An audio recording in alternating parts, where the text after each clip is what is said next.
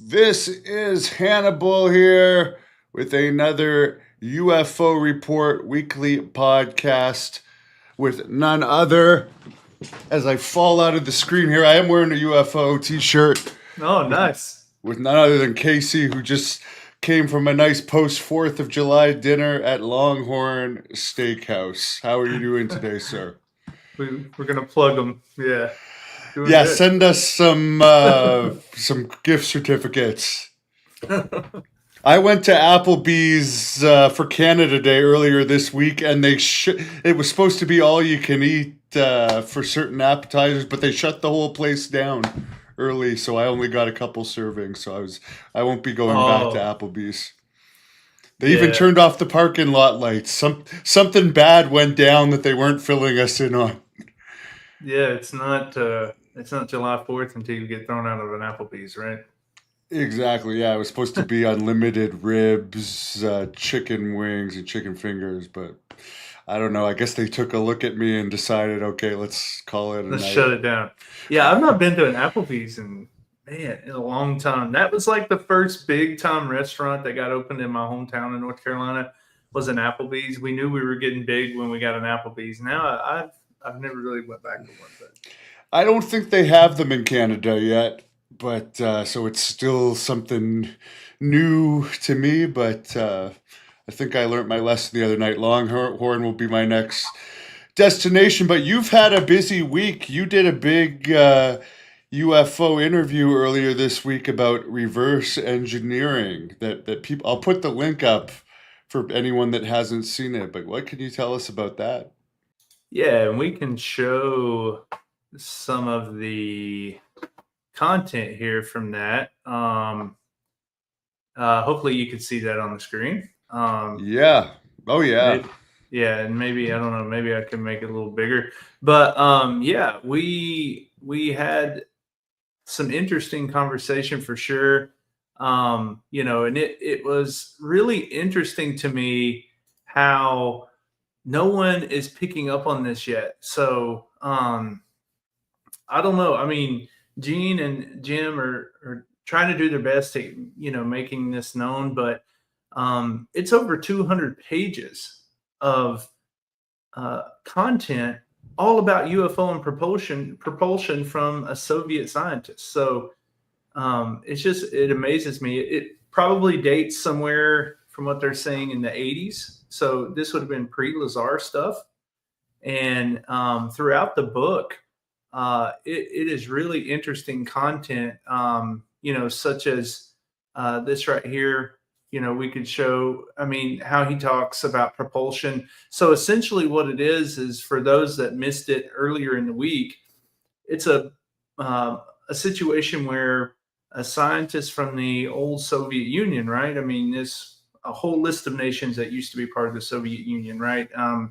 And so his documents were handed down to family, and it's all this reverse engineering documentation of UFO craft and consciousness and things like that. All the things that we're starting to hear now, and he even puts some predictions in there about there's going to be some changes coming in 2024 to humanity. And again, this is somebody writing this 2 and 3 decades ago.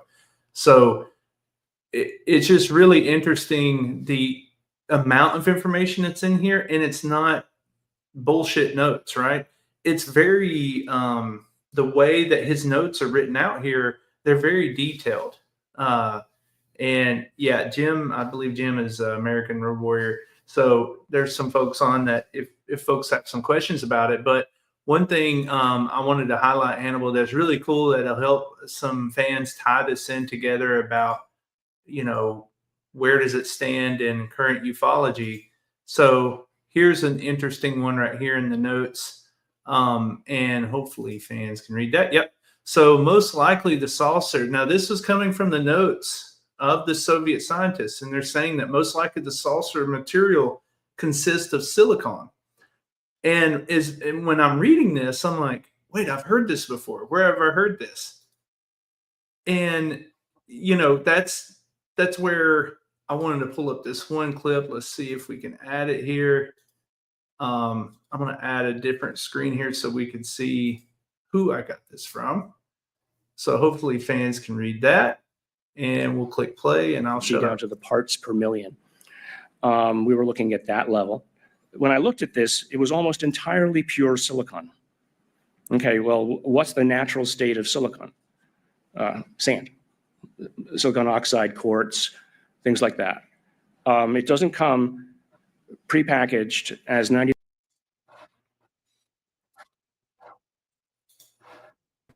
What happened? So did you get the audio on that? Yeah. Okay. So isn't that amazing? I mean, you have a situation here where, you have Dr. Gary Nolan saying, hey, this, we took a piece, and what he's talking about is a piece of crash retrieval metal that he had analyzed down to the particle, right? And, that's what Dr. Gary Nolan's talking about. So, and it was pure silicon, essentially. And he goes on to say that would have been very expensive to make something in its entirety of pure silicon. And he gets into that. And here you have a Soviet scientist talking about something 2-3 decades ago, if not further back. We're talking, I think they dated it somewhere around the mid to early 80s. But, and he's saying here that the saucer material consists of silicon, alloys with reinforcement with places of solenoids from aluminum. So, I mean, when you read through that here, that is a striking note. And I could go on and on. You can watch the full interview that we did. I think we did it Wednesday night, and we put it up on the channel. There's other things in there where they're talking about creating a space-time envelope, and he even draws it out about how the craft can create this envelope based on using this solenoid-based propulsion, where they can modulate it and point it and create the direction of where they want the craft to go, and it creates the envelope around this craft. That is exactly stuff that Lazar said. Exactly. So it is just, it's got loads of that. We could spend this whole time going through that and talking through that, but there's definitely some amazing stuff in there. If fans want to go back and check it out from Wednesday. Yeah. Is the silicon stuff what you found most interesting out of it? I would say the most interesting thing is the 2024 prediction. He does go in there and make a 2024 prediction. And that was really interesting as well, because, it's when you're dealing with predictions in UFOs, I really strongly advise anybody that's wanting to get into making predictions, just don't do it about UFOs, right? Because we've talked about that here on the channel. You're probably going to land flat on your face. It's not going to work out for you. Yeah, no, I mean, it's a turnoff. I mean, I'm glad I have you to fill me in on the news and tell me what's worth checking out, because there's been so many false prophecies lately that you just don't even want to follow it. Yeah. But you're doing a great job of skimming through everything and finding the nuggets here. Yeah, and I mean, here's his graphs on it. So, and these are what he's calling out here is 2024 as a period where that we would go through, a groundbreaking period or change. And all he's doing is he's calling out nations here, like the Soviet Empire, America, I think China, and there's a couple others here that are involved in this. And these spikes are part of a life cycle of changes. Now, there's a macro level life cycle that's indicative here of the blue line. And he's saying that based on these predictions where, you can look at different things and different elements within the cosmos and be able to predict out when there will be massive change. And what he's trying to say is it's on a macro level, but then there's little changes that go on at more of a micro detail where, there's the rise and errors that potentially happen within that system of rise and fall. And, he calls out 2024. And I just think that's really interesting when you read that, that he calls that out. And I think all of us would agree that 2024, I mean, now looking back on it, I mean, not just an election here in America, but, there's a lot of conversation that after 2024, we're going to be having something going on. So, there's more 2027 news. We can get into that in this episode tonight and talk some more about that. I'm really interested in this 2027 talk. And okay, so 50% of society will experience a shift in consciousness. Yeah, that's right. And I remember Jean talking about that now. And what does she mean by that? So I think, again, if you want to correlate it, you can correlate it to some of these people like Bledsoe and others saying that, we're getting ready to go through some either enlightenment period. This has happened before in humanity. And I think Valerius talks about that, right? I mean, he's showing you different moments in time where there's a rise and fall and where people go through change. We have Renaissance periods. We have, the Dark Ages. I mean, we have all kinds of stuff that these cycles that we live through and go through, and we go through our own enlightenment periods. That's a very historical fact, right? Throughout time, we can point to specific areas where we go through these enlightenment periods. We learn, we adapt, we grow, we invent, and then we kind of fall off, and then until a new cycle picks up. And so, now I don't know how that would tie into religion and all that, because someone like a Bledsoe seems to tie it in heavily to religion. I don't get that from Valerius' work.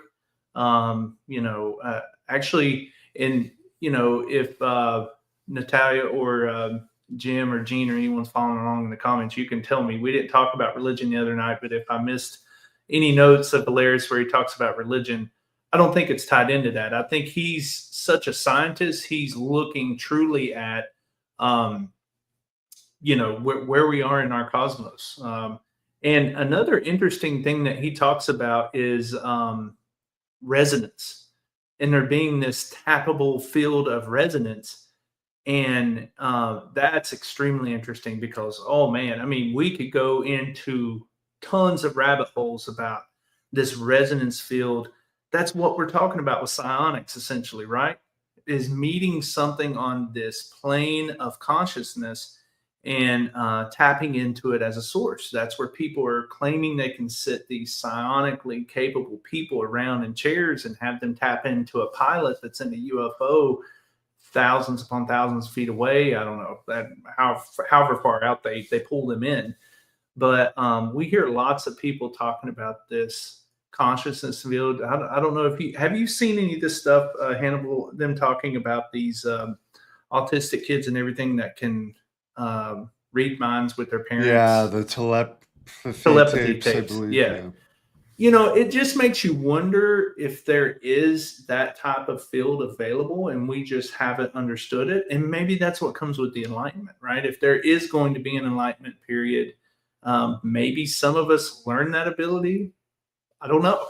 I mean, I think it's interesting to talk about and to think about because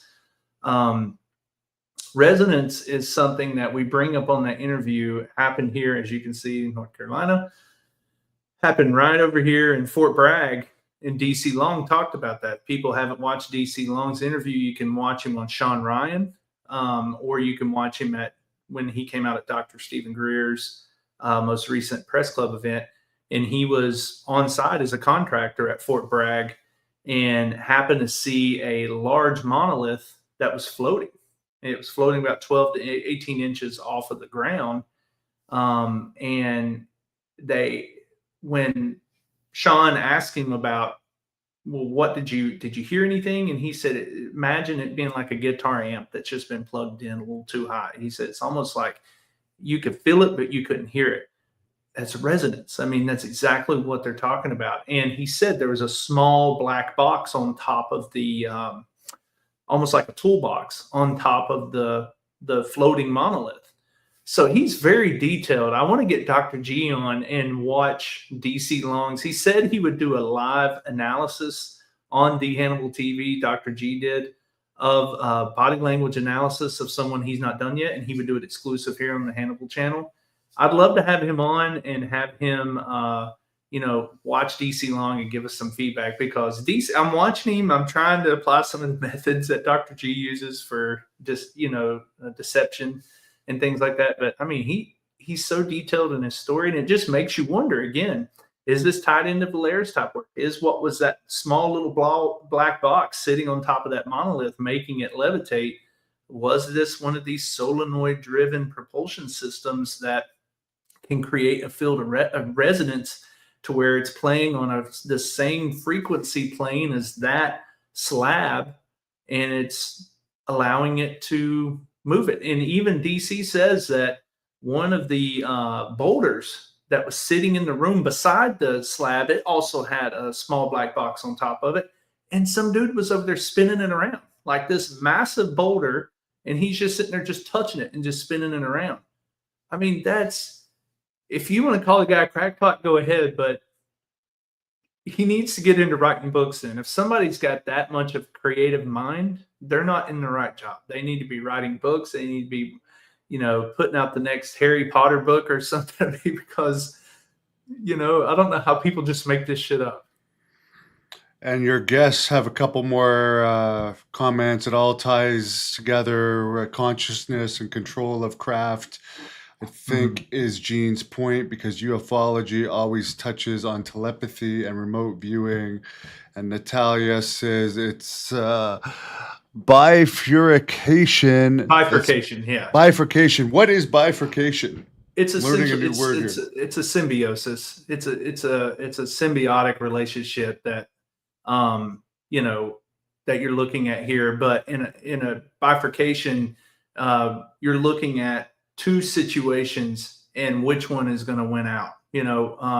Are we looking at something where we're going to have a more volatile society, or somewhere where we're going to have more of a a society built on enlightenment and learning and truth and things like that? So I think that's where, and I call it symbiotic because I believe the two rely on each other.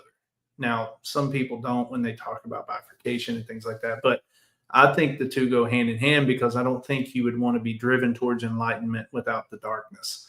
So that's why I tell people in ufology, people get mad when they talk about people, skeptics being accepted in the community, heavy skeptics, even assholes. We got to keep every asshole we can get skeptic. Mick West, people call him an asshole. Why? Let the guy hang around, because you need the skeptic. You need the dark side to, push the other ones towards some, truth and enlightenment. That's just my opinion on it, but think how cool it will be is if we let the skeptics hang around. And I consider myself a healthy skeptic. Yeah. Where's Neil deGrasse Tyson sitting these days? Yeah, there's another good one. Has he come around at all, or is he still 100%? 100% skeptic. Yeah. I actually want to go see. He's going to be in Charlotte doing a speaking event. I would love to go see Neil deGrasse Tyson, and he gets so much hell. And okay, and I get it. He comes off again like a class A asshole, does he not? And I think he would accept that, and I think he would gladly, if they put out an award and said you've won class A asshole, I think Neil would show up and he'd be happy to accept it. It's just who he is.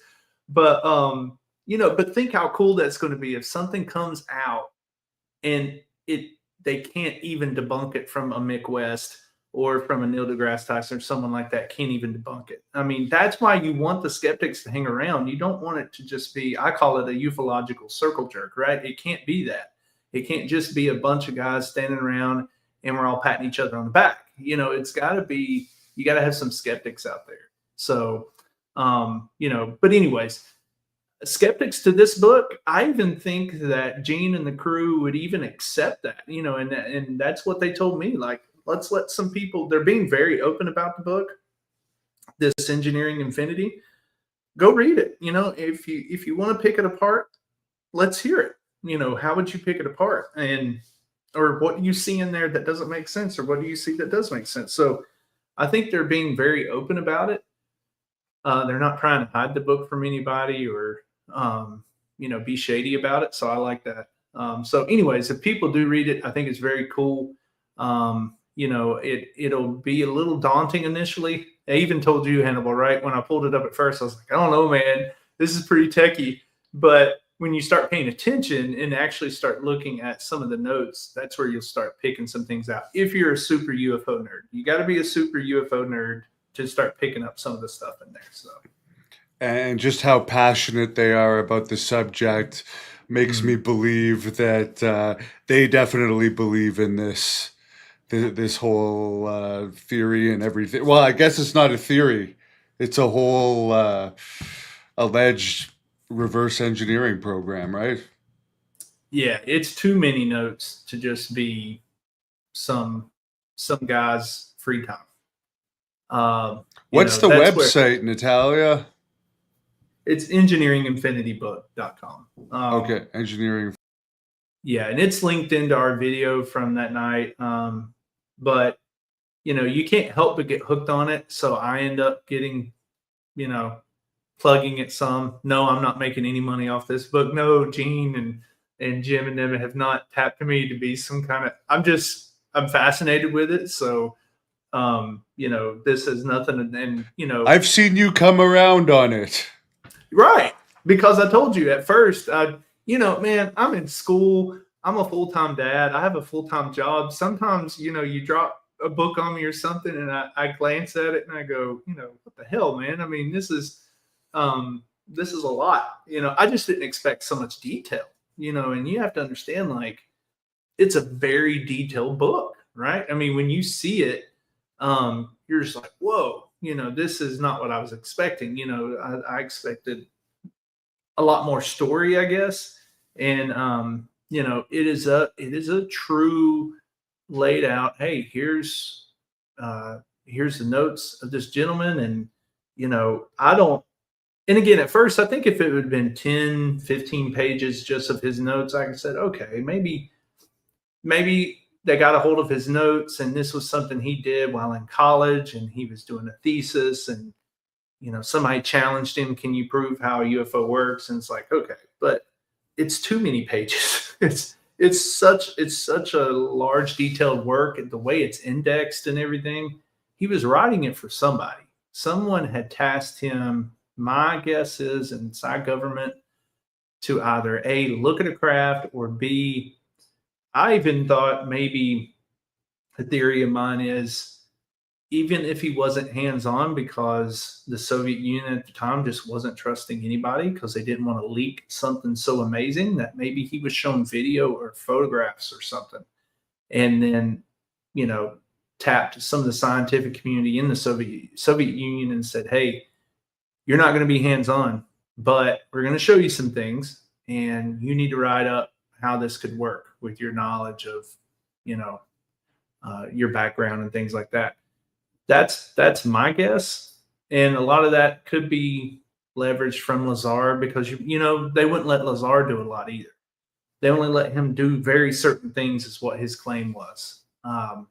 It's not like they let Lazar just walk through. He said there was 9 hangars and there was craft in every one. And it's not like they just said, all right, here's all the craft. We'll be back in a couple of weeks. Y'all play with them, do whatever you want with them. No, I mean, he was you can only touch this thing and you can only work on this part of it. And I mean, everything was very, very controlled. So I could see that possibly even back in the Soviet Union, them being very, very controlling, saying, we don't trust anybody to see this material except very close insiders to the Kremlin. But we will let scientists do some work on it, right? If we let them see pictures of it or show them videos of it performing or something, and then tell them, hey, that's all we know about it. Now you go write us some things up about how potentially this thing could work. It could even be that scenario. So makes sense. Yeah. But yeah, other than that, so but yeah, it has been a busy week. I was checking my notes here to see what else was going on because I know that there's been tons of stuff.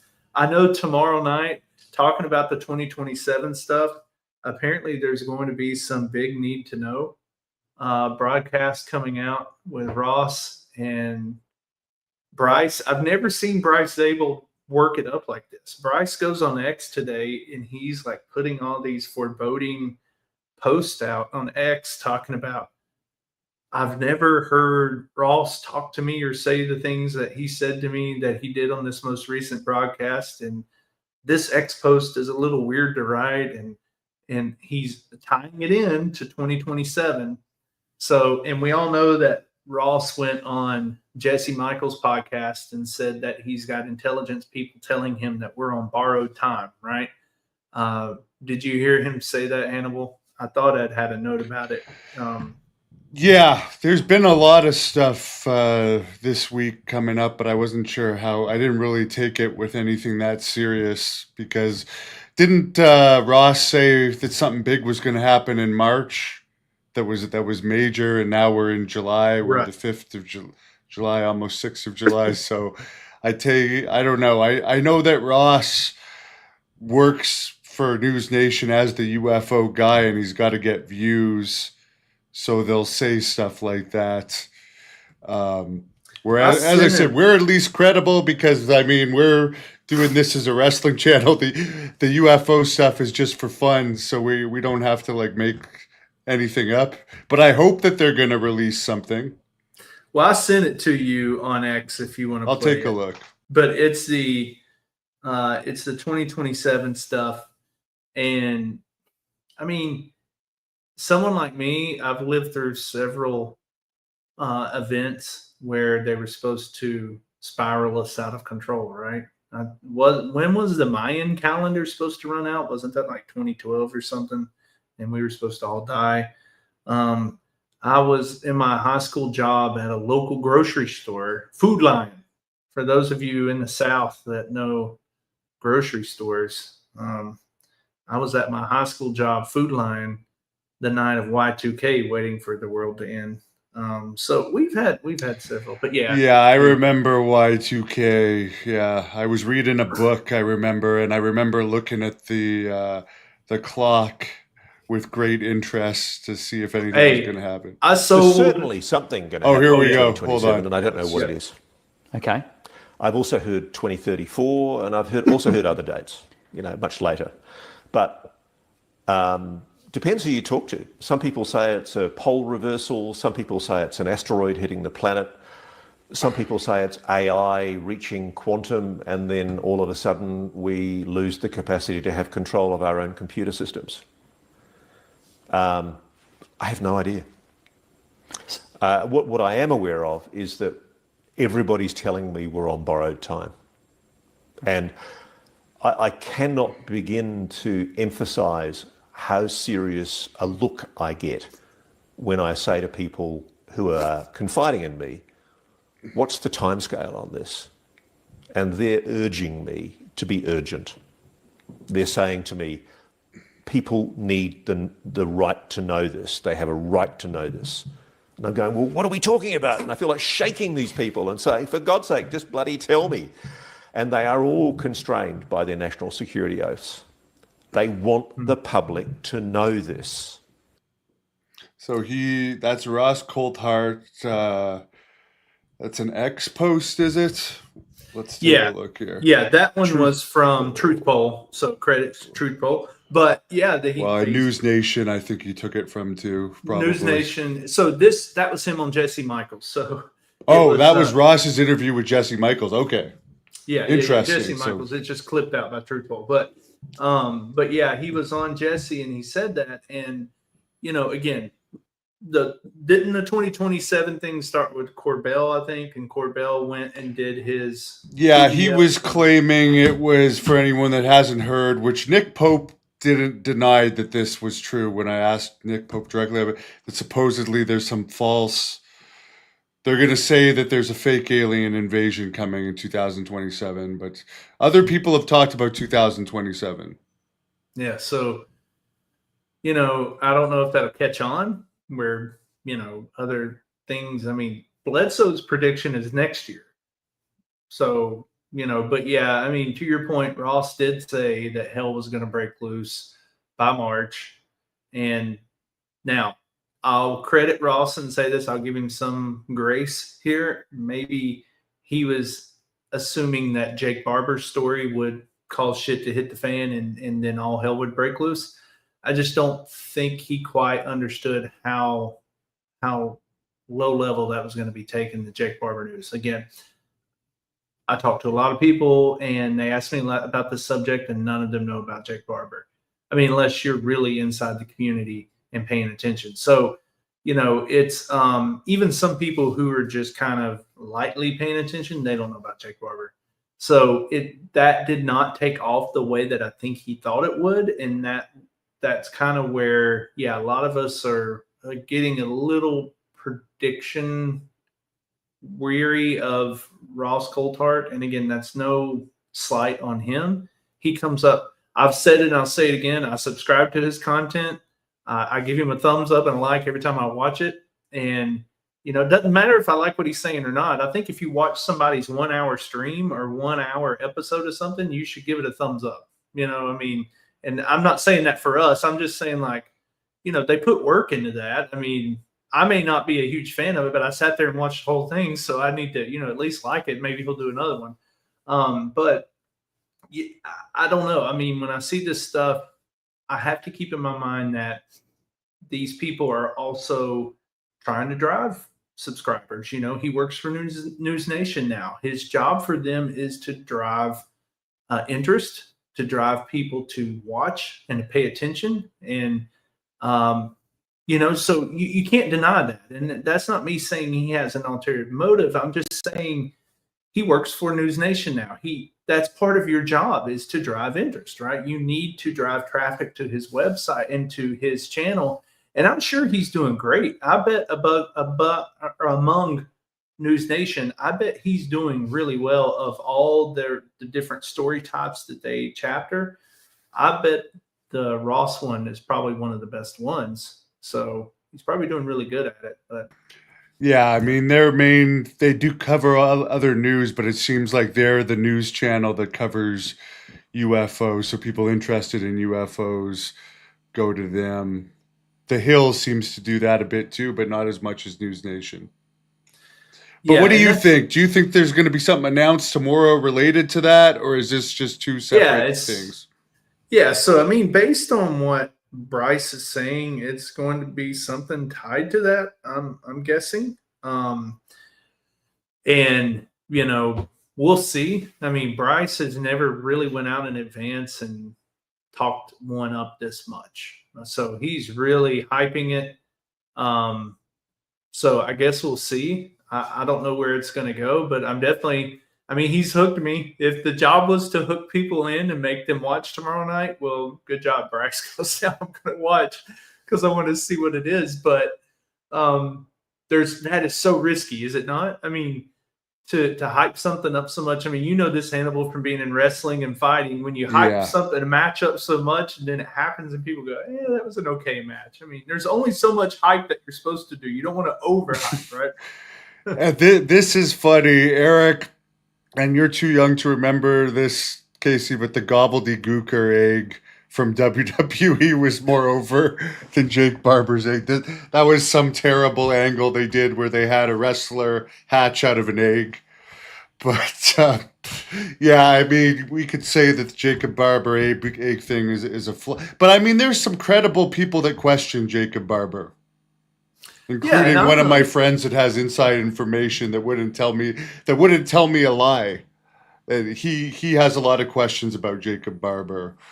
I'm a fan of the story, so I mean, I'm not one of the critics. Now, I'm a critic of some of the Skywatcher work. Some of the Skywatcher work, I think, has just been not up to par, and I analyzed that here on the channel when they did the episode 2, and I tell why. But I have seen myself be critical of Jake about some of his videos. And you know what he does? He'll go on X and he'll like my post. Now, what does that tell me? that tells me that the guy, I do that all the time, by the way. When someone is pissed at me on X or on Facebook, and I try not to piss people off a lot, but apparently it does happen occasionally, I like their post. So like when they say something kind of critical and they cut into you a little bit and they're being snarky or whatever, like it, like what they're saying, and Jake does that. So I don't know if he's using the same mind trick I do on them, but I'm not being disrespectful of him, but I'm asking for more of him. So Jake, for example, he posted a video a while back and he shows 2 or 3 amber looking lights up in the sky off in a distance but no context. I mean, we don't know. And I think he was trying to pass them somewhat as anomalous, and that they were up there in the Northeast helping out with anomalous activity, I guess, around the drones and stuff. But there's no context. We don't know how high up they were in the sky. Was there sound? Did you check the radar? And these are things I'm very critical of because I think those are just your step one stuff, just like we did last week, right? When we talked about the lady that filmed the thing up in Pembroke, Mass. And she said she saw something anomalous over her house. What was the first thing I did? I just jumped to playback on Flight Radar 24 to see what was over her house at that exact time. And there was a helicopter. I'm not saying it was that helicopter, but you have to call that out as a possibility. It was at 1,600 feet, and what she filmed was at around that altitude. Just looking at my experience of living here near a major airport and living right across the street from a hospital, and there's helicopters going all the time. What she saw and filmed, it was within the altitude of given range for what we replayed on Flight Radar. So, I'm asking for that of people. If you're going to be Jake Barber and you're going to be part of a Skywatcher team, when you see a light in the sky, the very first thing I do is grab my phone and go to Flight Radar. And if I can't explain it from Flight Radar, then the second fall down is, okay, it's not on Flight Radar. Is it military? Military does not have to put their stuff on Flight Radar. I have had Chinook helicopters go right over the lake here, and you check radar and they're not on there. So the military does not have to put their stuff on Flight Radar. Now, a lot of times they do when it's helicopters and cargo plane or, stuff like C-17s, C-130s, C-5s. They'll put those on there. But, the fighter jets, you will rarely see a fighter jet on Flight Radar. So that's where people just caution others about, I saw 2 amber lights and they were way up in the sky and we could hear some roaring and it wasn't on radar. And it's like, that might have been a fighter jet, So I think people call that out. But no, I like Jake's story. But as it ties in with some of this other stuff, I don't know. I think we'll just have to see if it's, what comes true of it. But I'm curious. I'm definitely going to watch tomorrow night on Need to Know podcast. What would you theorize if our time is limited, as they're talking about? What would you theorize that it could be, as he's mentioning? Like, it could be something to do with AI. I mean, the most obvious thing would be some type of nuclear war. Yeah. That's always what they go to, but hell, it could be Elon's American Party, right? Is that what he called it? Did you see this news that Elon was launching a new political party? I don't know. Maybe somebody can put in the comments. Somebody put in the comments, what is the name of Elon's new political party? I'm trying to Google it right now. Somebody's probably going to beat me to it in the notes. Yeah, American Party. Maybe that's what it is. Maybe there's a new. Would that not be a massive event? I mean, there being some new political party in America that's going to break the Democratic Republican mold. But he's saying this is going to lead to the end. Our time is limited, right? So how is that going to lead to the end of the world if it's something that's going to happen in the next 2 years? Yeah. No, I know. I was just being tongue in cheek, but that's interesting though. I didn't hear about that. So he's trying to launch a third party. But yeah, no, 2027, according to Ross, you're absolutely right. He said borrowed time. So maybe they go into it more tomorrow. And there we go. I'm not going to play the video, but it's actually happening. Yeah. I mean, now this doesn't work out for usually one party, because when that happened in the 90s with Ross Perot, it didn't work out too well, for the Republicans, because he ate into their vote. But now, but yeah, as far as this borrowed time stuff, maybe he gets more specific tomorrow night and tells us what it is. But I do know that we did have an announcement last week. I think it was earlier in the week, where there's a new object that just entered our solar system. I didn't know if you saw that. Bigger than a Muamua. Bigger than a Muamua. I did hear that. Maybe it is this, because they are saying they don't know what it is. That is correct. Very so I mean, maybe that all ties in. I'm sorry, I'm hitting my headphone. Maybe that all ties in together with it. I don't know. I mean, if it is an asteroid type event, I mean, who knows? But it's heading towards the sun, I hear, and they're expecting that it would. They were saying it was not part of the sun's whatever it's called. Like, it's not being pulled in by the sun. It's like moving on its own, right? I've not actually read a lot about it yet. I just saw. I'm going to be honest with you. I'm more headline reading on that one. I've not really read about the object too much, but I don't know. I just, it's really hard. We've talked about this here, I think 2 or 3 weeks ago.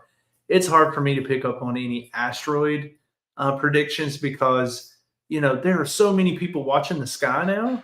Here we go. Interstellar comet, supposedly. But they're not, it hasn't been 100% identified. But it was identified by the Planetary Defense System.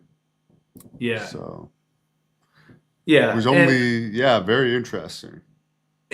But see, there's so many different groups watching the sky. That's too much to keep a lid on it. That's too much reliability on covering things up. I just don't think they could cover that up. If there was something hurling toward Earth, and it was going to be a global event, or something like that, there would have been another university and on another continent, and they would have already picked that up. And, I don't see them being able to cover that up.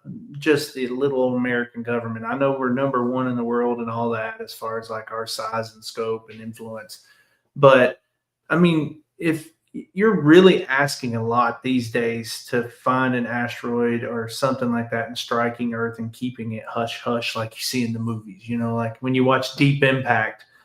And in Deep Impact, where Morgan Freeman's the president and everything, and they've been building the underground bunkers for years upon years, because they discovered the asteroid Biedermann or whatever years and years before that, and they had been keeping it hush hush all along. That's a nice for a movie. I just don't see that being real world, because one person that you can go listen to, and if fans haven't done it yet, while we were I'm getting ready to plug Ross. That shows you I'm not a Ross hater, but I actually had some time yesterday to listen to one of his videos on the way home, and he was doing an interview and talking with a lady, and I will find her name in a minute. But what they were talking about is, she does a lot of conferences talking about, so it was one that he's done recently called Reality Check Transient Objects and UFO Claims. So if you watch Ross's Reality Check Transient Objects and UFO Claims, he has this lady scientist on there, and she does these scans of the sky to look at stars, what should be stars and objects in the sky, where they can map those out, and then they'll go back and review that same group of stars, and they'll be gone. And they're trying to do research on that. They're trying to figure out if it's just an error in the system with what they call plates, I guess. And I've not done all the research on this, but I guess once you scan an image of sky, you can save it to these plate drives or something like that, and then load them back and do references and things like that. And so she apparently sees objects in the sky, and then when they go back with their telescope to check it again, some of those objects will be gone. And one, she even talked about the objects were gone 30 minutes later. So seeing something, and these are massive objects off in the distant space, right? But still in our solar system to where we can see them and image them, and them taking a picture, and then 30 minutes later, those objects are gone. So she talks about that. But you get my point. She talks about all the universities you can go into and where you can buy and set up telescope time and things like that. And one of them is the Harvard observation. There's another one, I think, out at somewhere, maybe UC Berkeley or somewhere in California. But they're around the world. And there's people constantly doing the analysis, and we're getting better and better at watching the sky. So that's why I say when people say, "Oh, there's going to be an asteroid coming toward Earth or something," I'm like, but you're claiming they're keeping it secret, and if they're keeping it secret, someone else is keeping it secret too. A lot of other people with really nice telescopes would have to be keeping it secret. So I really don't think it'll be anything like that. I think probably what they're talking about, Hannibal, where it's a 2027 event, I would not be surprised if they're going to tie it into something psionic based, right? Somebody gave us a message from beyond, or some paranormal way that we received a message, and it was going to be some cataclysmic event or something, even like what you said, maybe something nuclear. So that would be my guess. But we lost Hannibal. So he's left me here by myself. So I'll keep talking and showing content. I don't know. We lost Hannibal for a second. That's okay.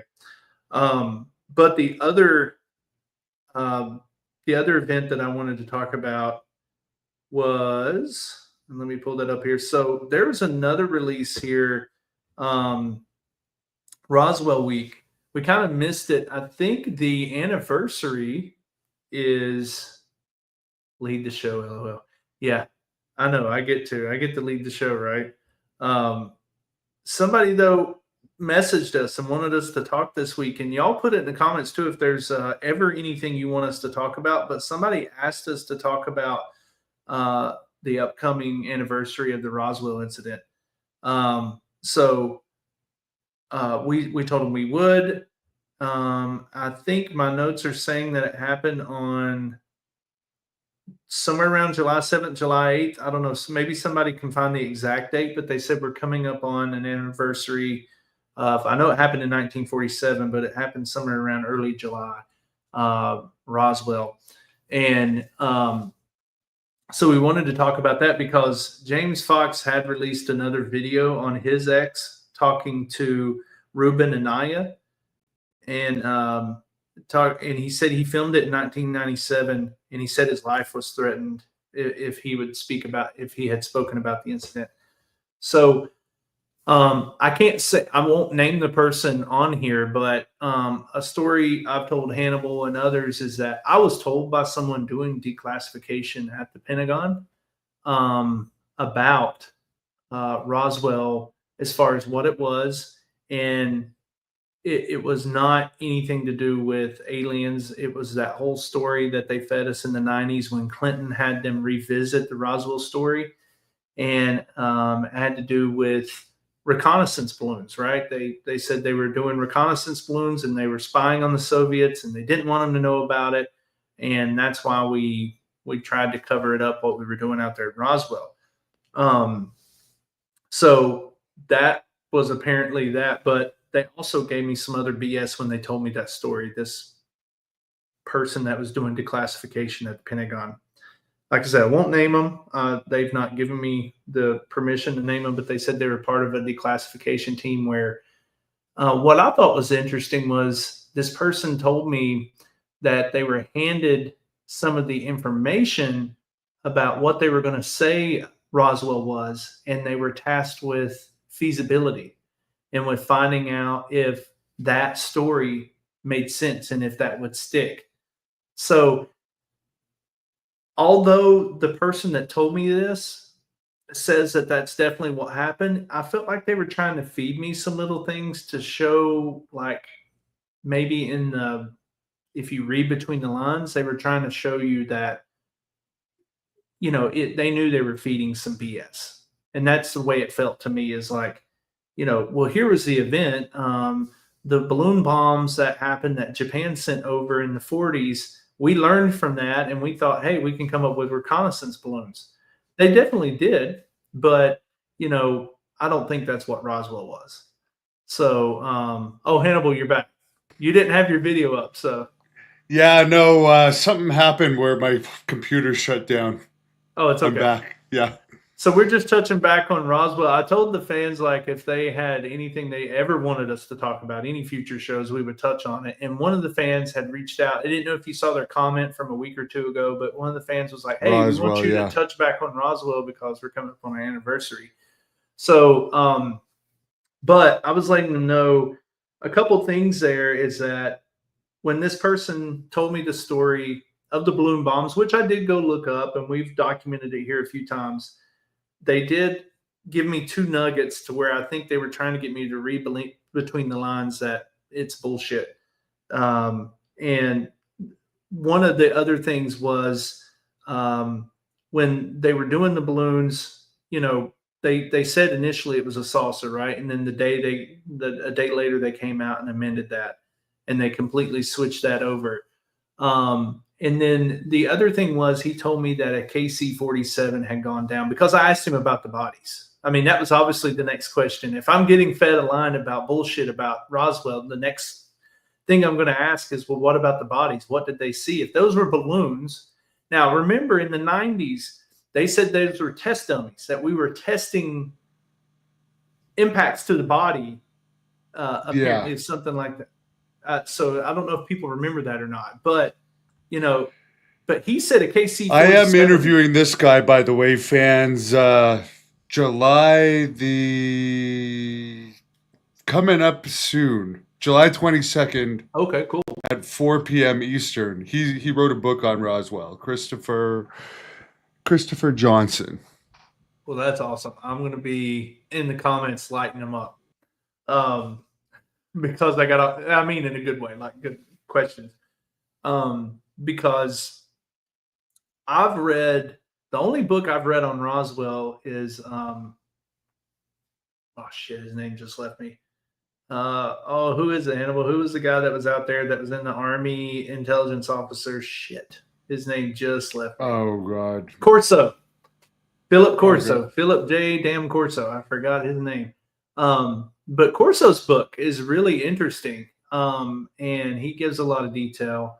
But what I thought was interesting about this declassification, this guy was in the Air Force. And I completely vetted. I can't tell people how I vetted him and everything else, but he's definitely vetted. He definitely worked there. But when he told me too that a KC-47 had gone down, well, there's no such thing as a KC-47 in the military. There's a KC-46. It's called a Pegasus. It's a dual engine refueling airplane. That's not the quad of a Stratotank or a KC-135, but a Pegasus, a KC-46, they fly out of here in North Carolina quite often.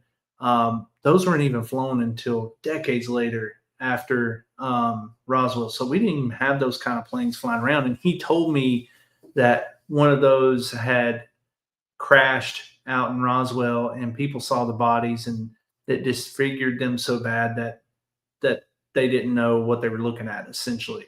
None of that's true. There's no history ever of anything called a KC anything. Even if he said the number wrong and he meant 46 but said 47, there's no history of that happening in time ever at Roswell, of one of those crashing into Earth out there. So definitely not in the 40s. So I think he gave me a couple nuggets to try to say, hey, yeah, here's the story, but here's some other information just to show you that you're not getting the whole story.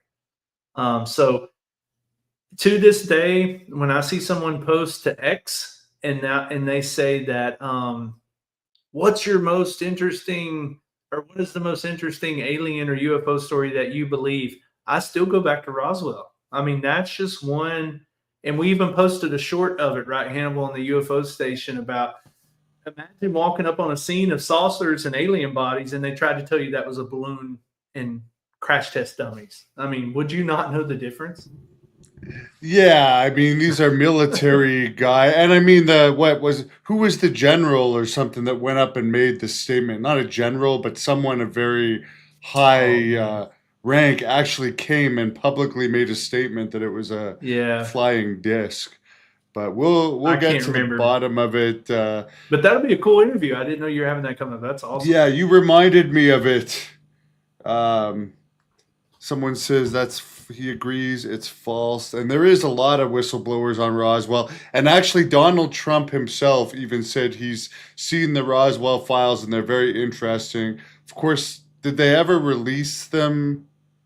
Did they ever even release anything from the UAP files that they said they were going to release? By the way, because I don't remember. I don't remember anything coming out about it.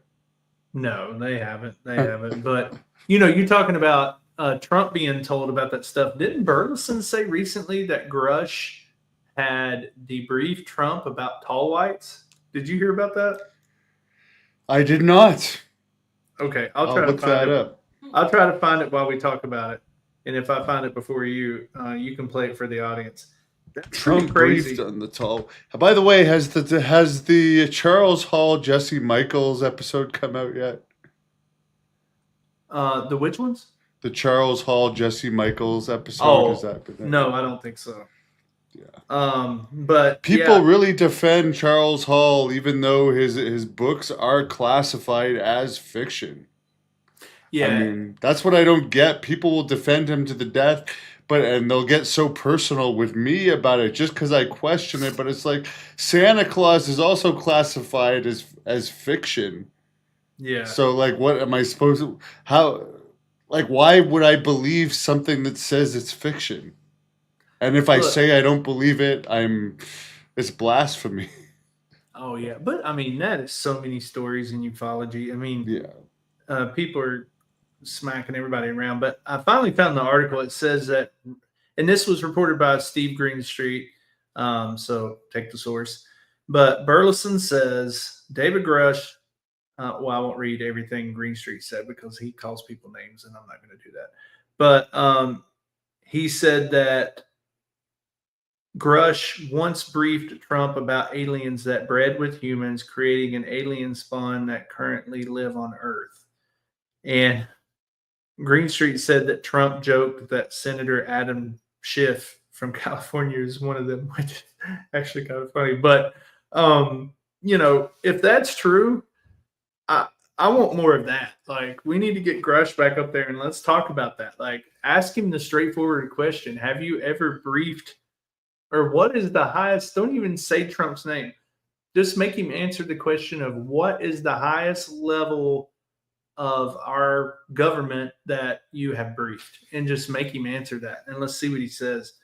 Because, again, are we getting back into this? I keep hearing about this alien hybrid breeding program stuff, and it's just like crazy. I mean, and you hear Whitley Strieber and some of these others talking about aliens collecting sperm and stuff like that. It's just almost all the abduction stories have something to do, other than Travis Walton, which seems to be like they injured him and wanted to help him, but they all seem to have something to do with collection of breeding material.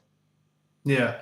So, but I mean, it is so intriguing though, because we're already halfway through 2025. I mean, we're going to be in 2026 in no time.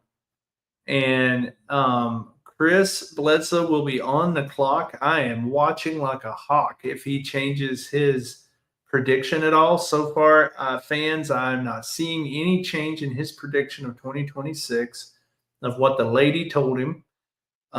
So let's see. I mean, this is why I say I would never make predictions, because he's going to be sweating bullets into this year if something doesn't happen. So, we'll have the 2026 thing there, and then we'll see if there's more information coming out about Ross's prediction with 2027.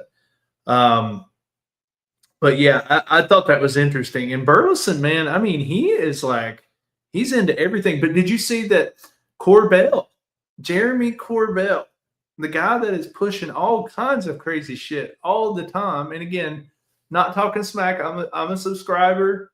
Okay, I'm a subscriber of Weaponized. I like their content. Big George Knapp fan. He calls the Booga Sphere bullshit recently on his podcast. He said the Booga Sphere was bullshit. And, so I was really surprised at that because normally you don't hear Jeremy come out and really say anything about any other people's stories that he doesn't bring out. So, like if there's another story that gets bumped out there, like for example, when Greer came out with Eric Hecker and Michael Herrera and DC Long, and then Sean Ryan had all those three guys on his show, I don't even think I ever heard Corbell say anything about them because he didn't bring them up. So it's like Jeremy's all about his content and he's not going anywhere else. But for him to step over and call Booga bullshit, I mean, that's pretty interesting to me because I don't have a ton of government contacts other than just a handful of ones I've made over the past year or so. And none of them are still connected enough to where they would be able to feed me information or tell me anything. Jeremy definitely, hold up 1 second. Lost my headphones. I did this during my time with our other guys this week when we were talking about the book. I yanked my headphones out a couple times. Sorry about that. But Jeremy definitely has government contacts, right? Because, I mean, he's the one texting with them to get these hearings and stuff like that. So you can't say Jeremy doesn't have government contacts because he's sitting right there behind these witnesses or these whistleblowers during these hearings. And they're crediting Jeremy sometimes. Sometimes they'll when the congressman gets to speak, they'll say, "Well, credit Jeremy and George on this." They and I'm sure George has passed Jeremy a lot of his contacts, and I'm sure George will he's older now, so I'm sure he'll just say talk to Jeremy for a lot of these guys too that contact him. Yes. So I just thought that was extremely interesting that he would come out and call the Booga Sphere bullcrap. But I think other people are really starting to get a little tired of that story because, again, if that thing is real, they're really slow walking that thing, that sphere. It's not making its hands into a lot of people who could give it instant credibility. Now, someone that gets asked about it a lot, if people are wondering, yes, Dr. Nolan, our, prime number one UFO scientist, right, that gets credited for a lot. He gets asked about it a lot, and he said that he gave Jaime Maussan the feedback that there's plenty of people in Central America that can do good analysis on the sphere. It doesn't have to be done through him, blah, blah, blah. But I think he's missing the point. The point is that it would bring instant credibility. Instant. Because just like we showed at the beginning of this program of Dr. Nolan breaking down a crashed piece of metal and breaking it down to particle level and showing that it was almost pure silicon, well, why can't you just take a small piece off that and give it to Dr. Nolan and be done with it, and let's just see what it is. And we're done. I mean, I don't know if anyone in Central America that has the Stanford research equipment that Dr. Gary Nolan uses. So why? I mean, we would have this already wrapped up by now. I think the damn thing came down in like March or April. We're into July now, and we're still dicking around with this thing. And they come on TV and they got this, who knows who this guy is. He's been with Jaime for 2 decades doing these analyses of this shit that Jaime finds. And he's over there with like a flashlight and a pencil acting like he's doing some next level research on it. And you're like, dude, you're claiming you have something amazing in front of you. Treat it as such. Don't go get this probe that you bought off Amazon Prime and had it overnighted to your house for $30 and sit there and poke around on this metal ball like you're doing something. Go give it to somebody who is established, that has positioned himself in the community as, he's at Stanford. Go give him just a very small piece. Even Greer said that he took samples from it, I think. So if Stephen Greer can get samples from this sphere, but we can't give a small piece to someone like Dr. Nolan and just let him analyze it real quick and give us some understanding of what it is.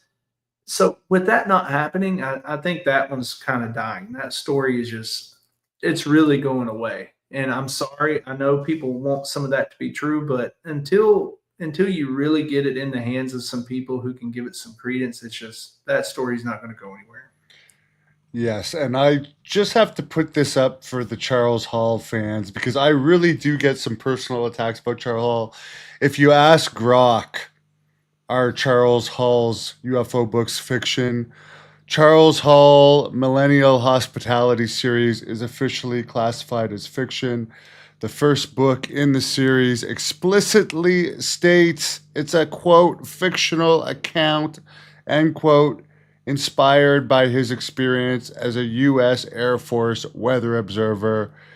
He later claimed the stories are based on true encounters with extraterrestrials called tall whites, but the books are published and marketed as science fiction or speculative fiction, and no verifiable evidence has been provided to reclassify them as nonfiction. Therefore, they are considered fiction. So please call me an idiot for believing what AI is neutrally saying about these fiction books, that no verifiable evidence has been provided to classify them as otherwise. Well, and I think so he's saying, yes, it's technically a fictional book, but they're based on, real events. So, and I don't know if that's the same for, I'm going to check here as well. Classified as fiction. Let's check one more, and then I'll tell you which one I'm checking, because I think I heard somebody tell me this one was classified as fiction as well. Lou Elizondo's, right? Yeah. Is that the one? Is it fiction? It could be. I heard that as well. Okay. Yes. So is Imminent classified as fiction? Yes. It is officially classified as fiction. It is being released as a novel fiction for legal and clearance reasons. So Elizondo stated that it is rooted in reality. So it's the same thing as Charles Hall, right? Yeah. It's technically classified as fiction, but it's a game of semantics. It's like, okay, well, to get the book out and to be able to get some of these things, it's almost like when he's going through DOPSR, DOPSR, that is the document review. But Hall has not gone through DOPSR. Okay. And I've never heard one person back. The only person that's backed up Hall is what's his face from who the hell is it? The guy that said he was going to do an interview and backed out. Jesse Michaels? No, the guy that was going to do an interview with you and then backed out from Jason Sands. Yes, he's the only one that didn't have direct information about Charles Hall, but he referenced Charles Hall as credible, where no other person of credibility has said that about Charles Hall, to my knowledge. Yeah. But and I mean, anyways, I just hold a grudge over Hall for backing out of his interview with me. So that's where he lost it with me. I'm sorry. Even after I bought his damn books.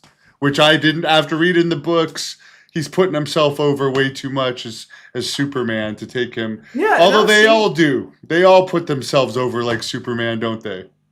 Maybe he's not a wrestling fan and he was just afraid you were going to ask him about wrestling. Yeah. You know what? I am putting together a book, and I will say this because I read all these wrestler book and alien books, and all these people put themselves like they're the greatest ever.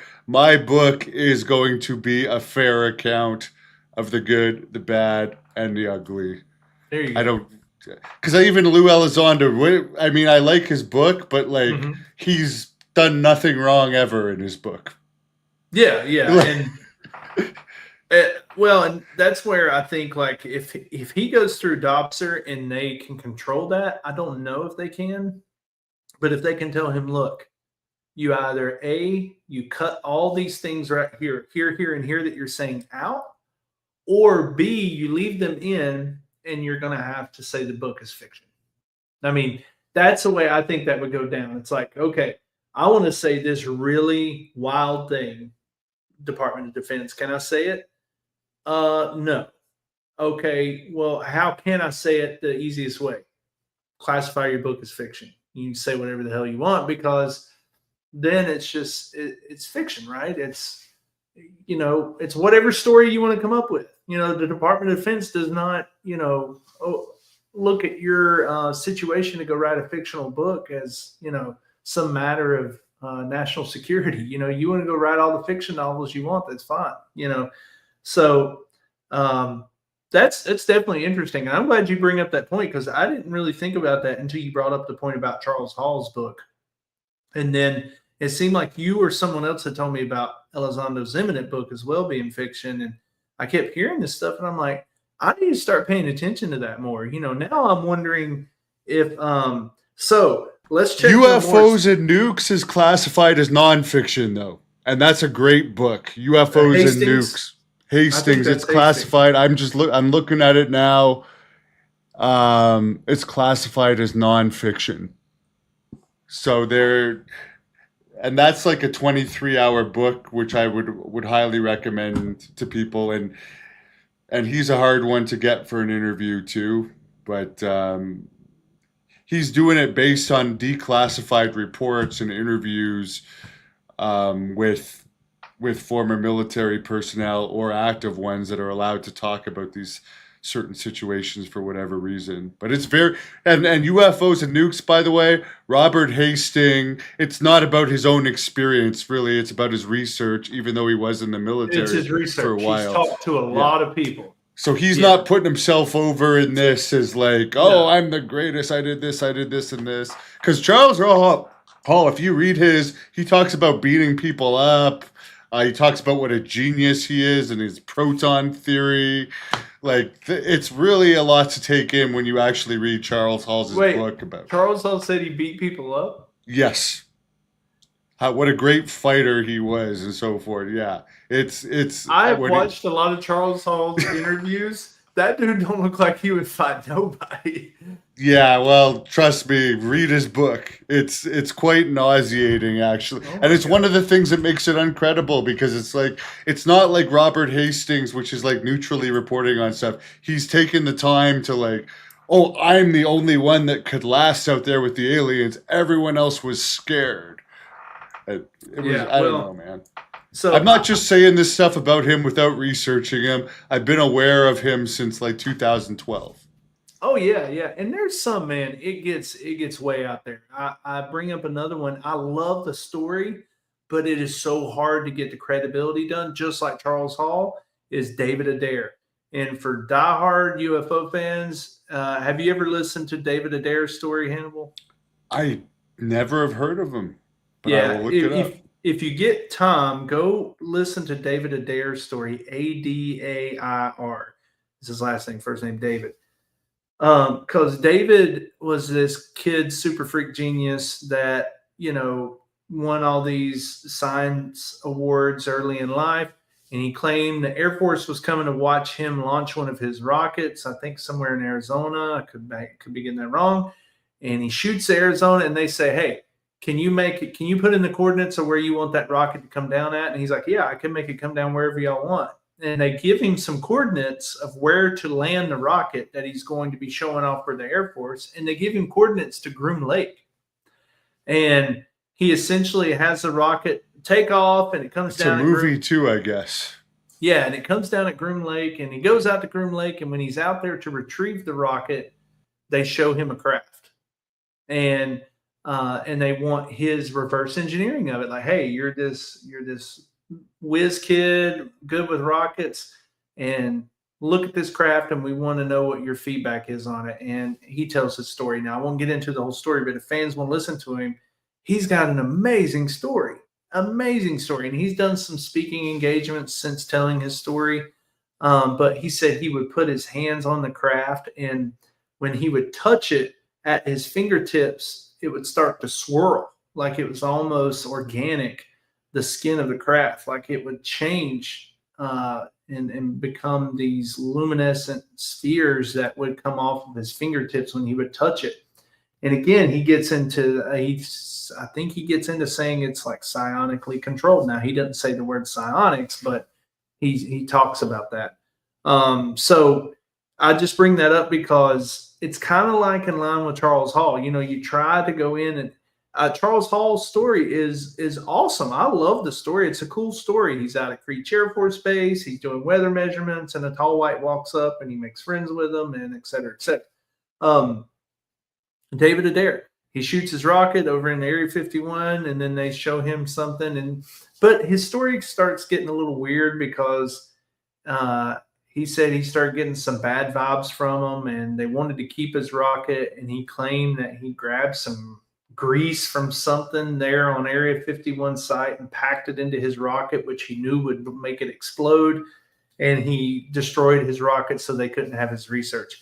I don't know. As you listen to him, his story kind of gets a little bit more wild. But, you know, I just say that whenever you start listening to the Charles Halls and the David Adairs and these old school guys who claim to be hands-on either with an alien or with a craft, I mean, you really have to take it as like a grain of salt. It's like, you know, they were probably into book sales. They were probably trying to market it, trying to make a life from it. You know, see if they can get invited to conferences and speaking engagements and stuff like that. So maybe I'm trying to tell you, Hannibal, maybe that's why Charles Hall didn't talk to you. He did not want to be into a serious interview or something. Maybe he had watched a couple of your others and was like, you know, I don't know which way Hannibal could take this, you know, maybe you were too unpredictable. Who knows? But I'll get these guys one day. He's still going to be alive a bit longer. Oh, But I would guess we're a bit over time, but I appreciate all the comments from all the fans. Great stuff. I still haven't watched your interview with these people on the reverse engineering. I will watch it before our next podcast, and I'm going to put some clips of it up too. But I've been working on my movie a lot lately, getting it all together. Blood Hunter, Thirst and Rage, which I think will appeal to the alien fans too, because it's a fiction movie. But that's been taking a lot of my time this week. But I'm gonna get caught up on this UFO, and I'm gonna watch David Adair stuff as well. So I'll let you close this down. Thanks everyone for all your comments. Yeah, and thanks again. And yeah, if you haven't had the chance, go watch it. We get into all the similarities of the interview that we did earlier this week of the Engineering Infinity book. It's really cool. And again, it's a situation that ties in writings from decades ago into some of the things that we're seeing now. So there's some really cool stuff out there. So you guys.